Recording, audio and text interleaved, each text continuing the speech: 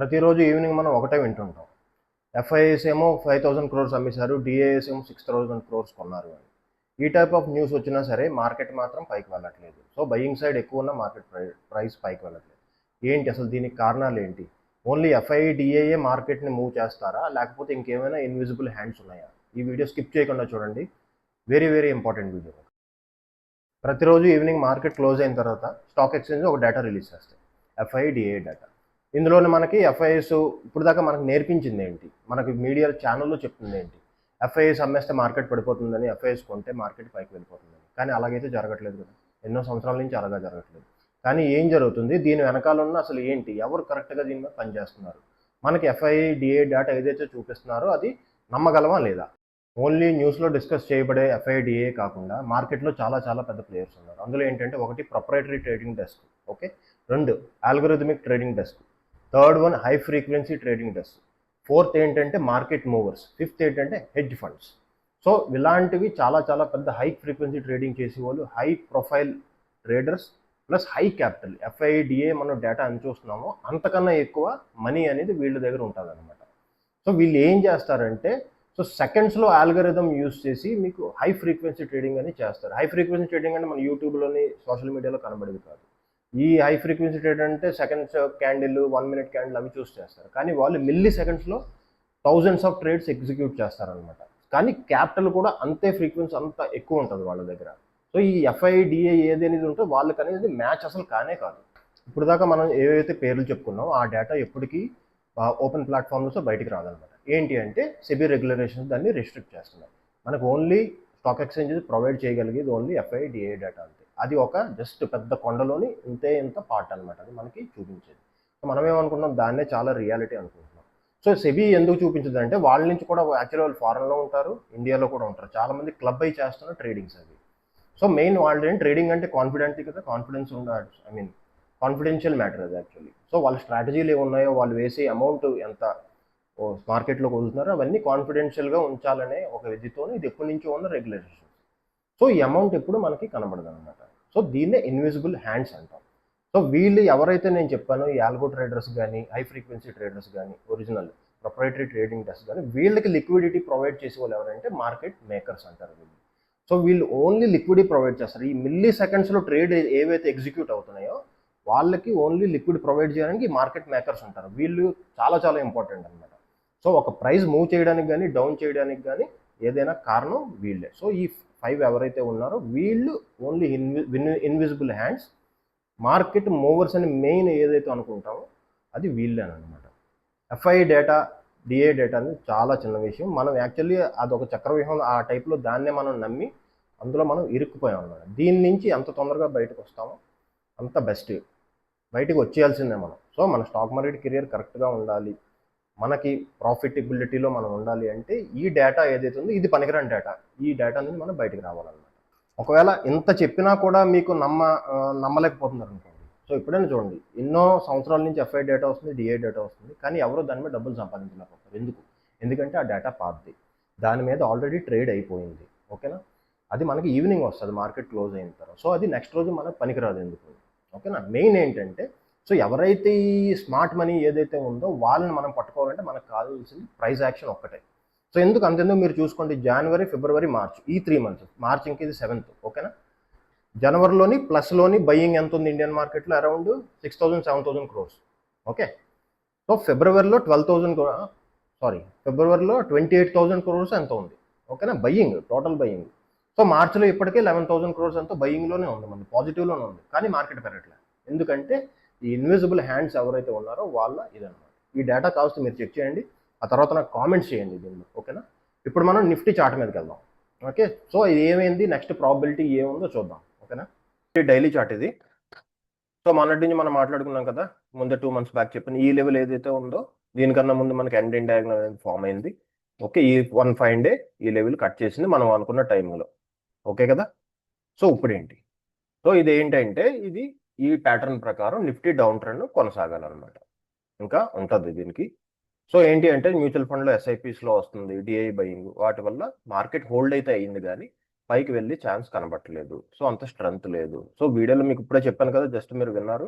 So market drive చేసేది f i DI అనేది కానే కాదు. అది చిన్న మనకి జస్ట్ చూపిస్తున్న ట్రైలర్ మాత్రమే. మన ట్రైలర్ చూసి మనం ఏంటంటే ఆనందపడిపోతున్నాం, ఏదో డెసిషన్లు తీసుకుంటున్నాం తప్ప సినిమా మొత్తం మనం చూడలే.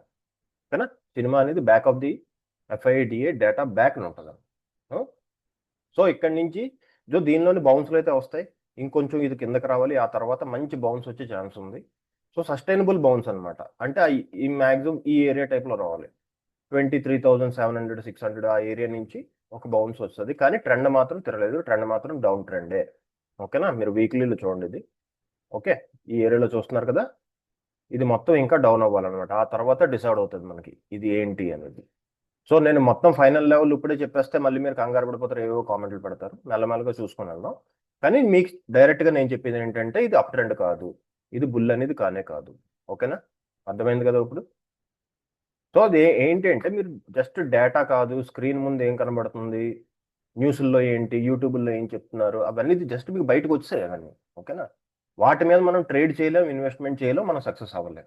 So back of the mind అంటే సైకాలజీ. దాని వెనకాల ఏం నడుస్తుంది అని కరెక్ట్గా అది పట్టుకోగలిగితే మనం ట్రెండ్ అంచనా వేయచ్చు, అది ఏం జరుగుతుందో మనకి ఈజీగా అర్థం అవుతుంది అనమాట. సో మనకున్న కోర్సుల్లో నేర్పించేది అదే యాక్చువల్.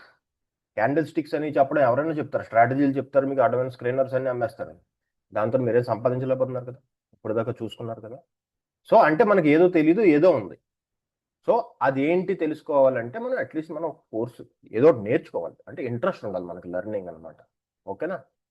సో మీకు ఇంట్రెస్ట్ ఉంటే రండి, కోర్స్ చేయండి. అడ్వాన్స్డ్ నిర్వాణ ట్రేడర్ ఉంది. ఓకేనా? So basics, candle sticks patterns అవి ఏంటి, దానిలో సైకాలజీ బ్లెండ్ చేసి అవి ఎలా ఫామ్ అవుతాయి అవన్నీ కూడా నేను చెప్తున్నాను. చేసిన వాళ్ళు మాత్రం చాలా హ్యాపీగా ఉన్నారు, వాళ్ళు మంచి ఫీడ్బ్యాక్ అయితే నాకు వచ్చింది అనమాట. నెక్స్ట్ సిల్వర్ చూద్దాం. ఓకే, సిల్వర్ 4 hours టైం ఫ్రేమ్లోకి మీకు తీసుకెళ్తున్నాను. సో ఏది ఉందో ముందే చెప్పాను కదా,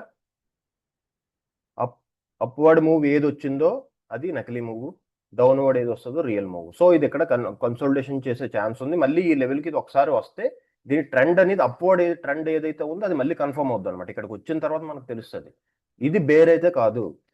ఓకే, సిల్వర్ అనేది బేర్ కాదు, దీని అప్వర్డ్ ట్రెండ్ ఇంకా ఉంది.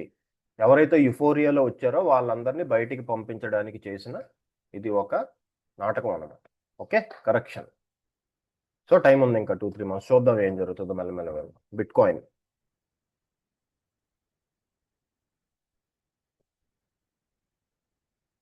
సో ఇది సేమ్ చూసారు కదా, వీక్లీలోకి తీసుకెళ్తున్నాను. బిట్ కాయిన్ వీక్లీ క్యాండిల్లో ఎవరైతే స్టాక్ మార్కెట్లో డబ్బులు రావట్లేదు, అన్ని చోట్ల అయ్యాయి, వీళ్ళందరూ క్రిప్టోలో వస్తుందని ఎవరైతే వచ్చారో వాళ్ళందరికీ చాలా పెద్ద సెట్ బ్యాక్ అనమాట ఈ ఏరియా. ఓకే, సో ఇది కూడా ఏం జరిగిందంటే నెక్స్ట్ 1 year వరకు మీకు రిటర్న్స్ వచ్చే ఛాన్స్ లేదు. ఓకేనా? ఇది సైడ్ వేస్ ఉంటుంది, ఏదో ఇంట్రాడే చేస్తే చేసుకోవచ్చు, బౌన్స్లో వచ్చిన దాన్ని తీసుకోవచ్చు అనమాట. ఓకే, దానికన్నా మించి మనం ట్రెండ్ కంటిన్యూ అయ్యి పొజిషన్స్ తీసుకున్నాం అనేది ఇప్పుడు మాత్రం చేయకూడదు. సో మళ్ళీ నిఫ్టీలోకి వద్దాం.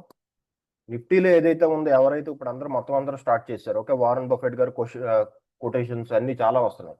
ఓకే, అందరూ భయపడినప్పుడు మనం కొనుక్కోవాలి, అందరూ ఆనందంగా కొనుక్కున్నప్పుడు మనం సెల్ చేసేది, ఈ లెవెల్లో అయితే అవి పనికిరావు. మీరు కానీ వాటిని చూసి కొన్నారా మీరు మళ్ళీ బాధపడతారనమాట. ఓకేనా? కొంచెం జాగ్రత్తగా చూడండి. నేను అంటుంది అంటే యాక్చువల్లీ ఈ టైంలో ఈ ఇయర్ అంతా మీరు అటు ఇటు ట్రేడ్ చేసి డబ్బులు వేస్ట్ చేసుకునే బదులు లెర్నింగ్ మీద మీరు కాన్సన్ట్రేట్ చేస్తే నెక్స్ట్ వచ్చి బుల్ ట్రెండ్ ఏదైతే ఉందో అది చాలా వరకు ఎంజాయ్ చేయొచ్చు మీరు. కంప్లీట్ మీ లైఫ్ సెట్ అయిపోయే బుల్ మార్కెట్ వస్తుంది. కానీ ఇది ఇప్పుడు కాదు, ఇదైతే కానే కాదు. దీని ముందు కరెక్షన్ జరగాల్సిందే, మార్కెట్ లైట్ అవ్వాల్సిందే, ఎవరైతే యుఫోరియాలో వచ్చారో అందరూ బయటకు వెళ్ళాల్సిందే. అప్పుడే ఇది కరెక్ట్ సినారియో సరిపోద్ది అనమాట.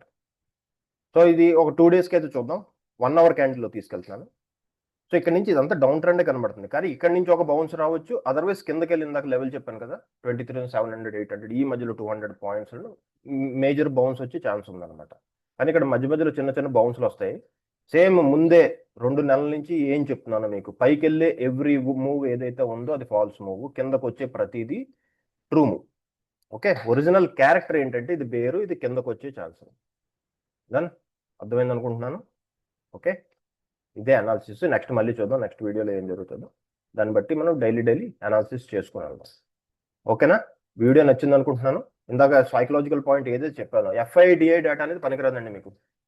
ఎప్పుడైనా మీరు ఇన్వెస్ట్మెంట్ అయినా సరే, మీ ట్రేడింగ్ అయినా ఇంట్రాడే చేసుకుంటే అది ఓల్డ్ డేటా. జస్ట్ మీకు సినిమాలో చిన్న ట్రైలర్ చూపిస్తారు అంతే, దాని మీద అయిపోతాం. సో దానికన్నా దాని వెనకాల పెద్ద మహాసముద్రం ఉంది, దాన్ని మనం అనలైజ్ చేసుకోవాలన్నమాట. ఓకేనా? వీడియో నచ్చింది అనుకుంటున్నాను. ఓకే, సో ఇంకోటి ఏంటి అంటే చిన్న చెప్పవలసిన పాయింట్, స్టాక్ మార్కెట్ అనే ఏదైతే ఈ జంగల్ ఉందో ఇందులో పెద్ద పెద్ద జంతువులు ఉంటాయి కదా, యానిమల్స్, అవి మనకి ఇన్విజిబుల్ ఉంటాయి, కనబడవు అన్నమాట. మనకి చిన్న చిన్నగా కనబడుతుంది. అర్థమైంది అనుకుంటున్నాను వీడియో. ఛానల్ సబ్స్క్రైబ్ చేయండి, ఎంతమందికి అయితే అంతమంది షేర్ చేయండి. చాలా మంది లాసుల్లో ఉన్నారు. అట్లీస్ట్ ఈ ఏదైతే ఇన్ఫర్మేషన్ ఈ ఛానల్లో ప్రొవైడ్ చేస్తున్నానో అది అందరికీ ఉపయోగపడుతుంది. At least back of the meet psychology మీకు డెవలప్ అవుతుంది. ఓకేనా? Thank you.